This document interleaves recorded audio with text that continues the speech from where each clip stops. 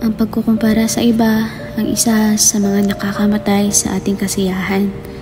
Panay tayo reklamo sa ating trabaho, pero yan ang pangarap ng ibang tao.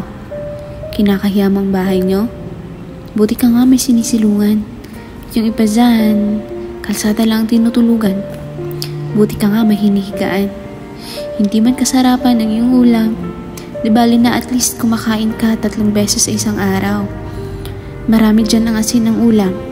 Okay na, mairaos lang ang gutom ng sikmura. Nakukulitan ka sa iyong mga anak. Yung iba dyan, hirap magkaanak. Isa lang naman ang gusto kong ipaalala, na sana marunong tayong magpasalamat sa mga meron tayo. Bago tayo magreklamo, tingnan mo muna ang paligid mo. Marami pa pala dyan ang mas malala sa sitwasyon mo. Matuto tayong maging grateful. Hindi tayo magiging masaya kung puro pagkukumpara ang ating ginagawa. Pinagpala ka. Hindi man katulad ng iba. Marami ang meron ka na wala sa kanila.